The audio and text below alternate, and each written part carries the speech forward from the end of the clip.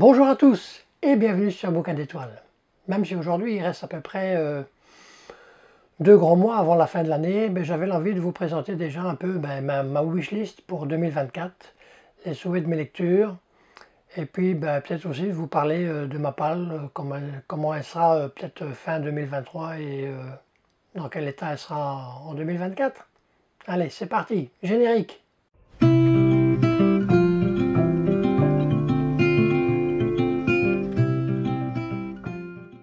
Donc d'abord, dans cette wishlist, nous avons une série manga, une sacrée mamie. Ça fait déjà un petit bout de temps parce que bon, si mes souvenirs sont bons, c'est un manga qui est sorti dans les années 2006, je crois. Il y a 11 tomes, mais pour l'instant ils refont une réédition en double volume. Donc j'aimerais bien me procurer le premier. Donc ça c'est de Ishikawa Saburo et Shimada Yoshishi. C'est un seinen, tranche de vie, comédie. On va suivre les aventures d'un petit garçon qui va être placé par sa mère chez sa grand-mère parce que la mère ne sait plus subvenir à ses besoins quelque part. Puis on va voir la vie à la campagne de cette grand-mère et de son petit-fils. Ensuite, nous allons partir dans la mythologie nordique. L'ombre des dieux de John Gwynne. Donc ça c'est le premier tome qui a été traduit en français. Par contre le deuxième et voire le troisième, parce que je crois que c'est une trilogie, ne sont pas encore traduits.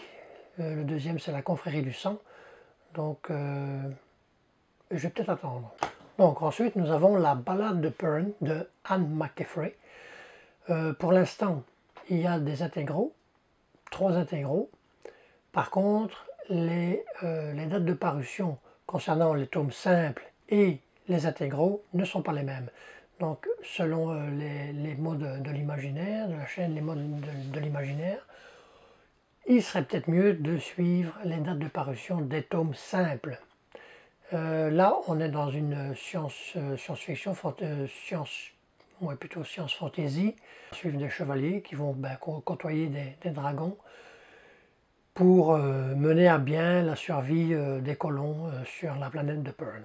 Donc ici, la ballade de Pern pourrait substantiellement faire augmenter de volume ma palle. Donc les prochains tomes dans ma wishlist, ce sera du Brandon Sanderson. Là, je termine doucement Le Héros des siècles, qui est le troisième tome des Fils des Brumes, et donc dans le Cosmère. Le suivant, c'est Elantris, donc ce sera Elantris. Aussi en 2024, j'aimerais bien élargir mon horizon littéraire, dans le sens que je n'ai jamais lu de fantaisie asiatique, qu'elle soit chinoise ou japonaise ou encore coréenne. Et donc ici, les mots de l'imaginaire, ça fait pas très longtemps, a présenté une trilogie de fantaisie chinoise, la dynastie des Dents de Lion, qui est une trilogie. C'est le premier tome, c'est La grâce des rois. Le deuxième, c'est Le goût de la victoire. Et le troisième, Le mur de la tempête, je crois, de Ken Liu.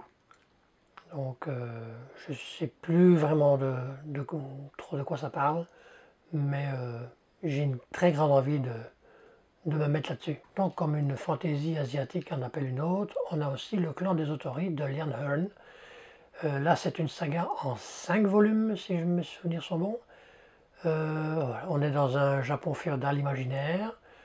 On va suivre les pérégrinations et les aventures de Takeo, qui est un jeune homme et qui veut venger son père adoptif et retrouver l'amour de sa vie. Donc, il paraît-il, beaucoup de batailles épiques, beaucoup de personnages. Donc, ça fait encore grandement envie. Ensuite, on va se retrouver dans de la dark fantasy, fantasy gothique, avec La Cité diaphane de Anouk Faure. Ça, c'est un livre qui a pas mal fait parler de lui, qui fait encore parler de lui, dans le sens qu'il y a beaucoup de chaînes de booktubeuses et booktubeurs qui en parlent.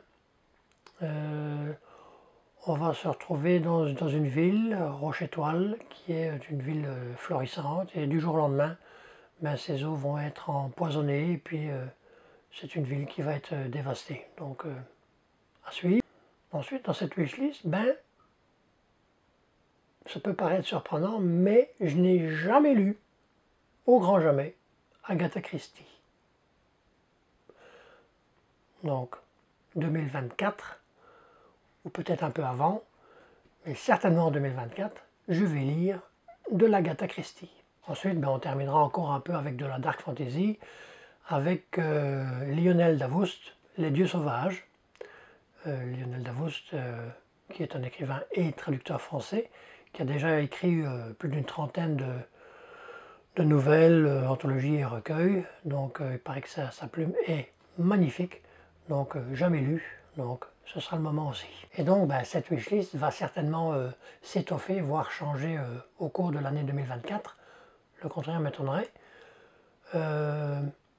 Et puis voilà, mais bon, en restant, commencer à me connaître, dans le sens que j'aimerais bien que ma palle reste raisonnablement basse.